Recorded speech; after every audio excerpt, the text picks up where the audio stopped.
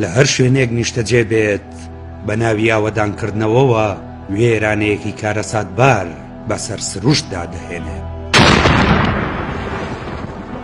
بوونەوەرێکی هێندە خۆپەرست و لە خۆباییە پەیوانی ئەم تەنها یەکێکە لە جۆرەکانی ژیان، بەڵکو وا دەزانێت ئەم تاکە جۆری ژیانە و دەبێت سروشت و بوونەوەرەکانی تر بکرێنە قوربانی بۆ خۆشگوزەرانی ئەو.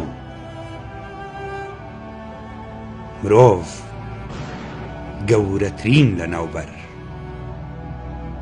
لە ساڵی 1970 تا ئێستا مرۆڤ لە 160 ئاژەڵ و باڵندە و ماسی و خشۆکەکانی لەناو بردووە.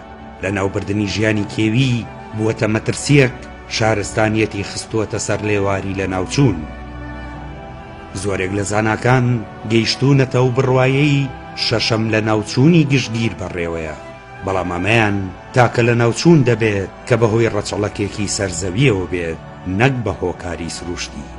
مرۆڤ بە جۆرێک شاگەشکەی شار و ئامێر و باڵەخانە زەبەلاحەکانی بووە، هەز ناکات ئەوانەمایی لە ناوچوونی خۆی و هەسارەکەن و ئەو کۆک و ژیە نابینێت کە بەسەر فۆرمەکانی تری ژیاندا دەیهێنێت. ڕێکخراوی ژیانی کێوی جیهانی لێکۆڵینەوەی لەسەر 16704 پۆل و ڕەوە شیردەر و باڵندە و ماسی و خشۆک و شکاوەکی ئەنجام داوە کە زیاد لە 4000 جۆر زیندەوەری لە خۆ گرتووە. دەرەنجامەکەیەوەی دەرخستووە مرۆڤ بە تێکڕا لە 160 ژیانی کێوی لەناو بردووە. لە ناوەڕاست و باشووری ئەمریکا بەهۆی لەناوبردنی دارستانەکانەوە ڕێژەکە دەکاتە لە 189. لە سەرەتای شارستانیەتەوە مرۆڤ لە 183 شیردەرەکان و نیوەی ڕووەکەکانی لەناو برد. ئەو شوێنانەی زۆرترین زیان بەر ژیانی کێوی کەوتووەتیایاندا ڕووبار و دەریاچەکانن. ژیانی کێوی لە چواردەوری دەریاچە و ڕووبارەکان بەهۆی تینوێتی بەردەوامی کشت و کاڵ و دروستکردنی بەنداوەوە بە ڕێژەی لە 183 کەمیان کردووە. خواردن هۆکاری سەرەکی لە ناوچوونی سروشت و کەمبوونەوەی ژیانی کێویە.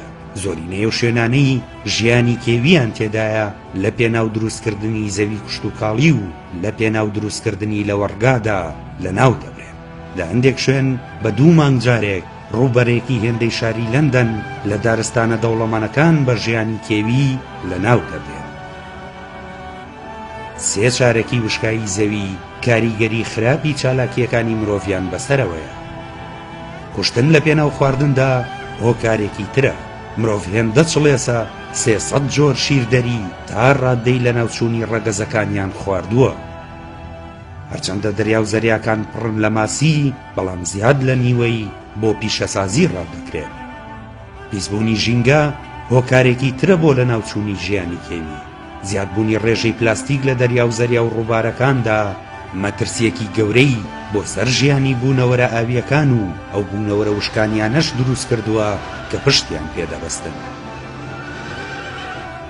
زیاد لە نیوەی نەهەنگە کوشندەکان بەهۆی تێکچوونی پێگاتی کیمیایی ئاوی زەریاکانەوە لە ناوچوون.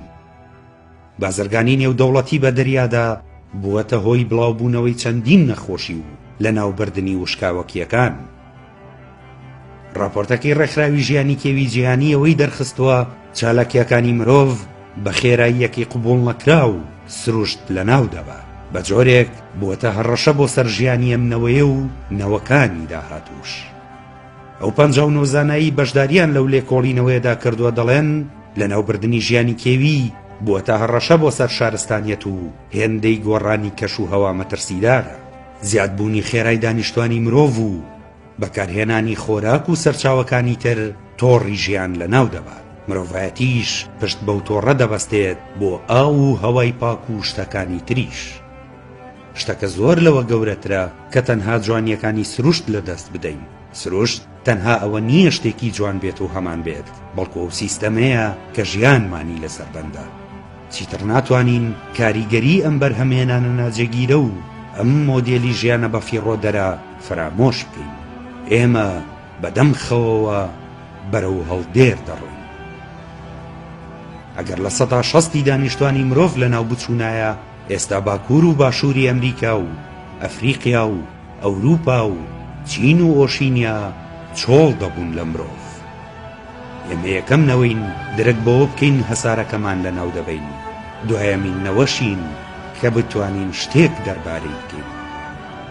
ئەوەی سروش بە ملیاران ساڵ دروستی کرد، مرۆڤ لە کەمتر لە سەدەیەکدا بە جۆرێک وێرانی کرد کە ئەگەر لە ئێستاوە لەو وێرانکاریە بوەستێت، هێشتا 5 بۆ 7 ملیۆن ساڵی دەوێت تا وەکو سروشت چاک ببێتەوە.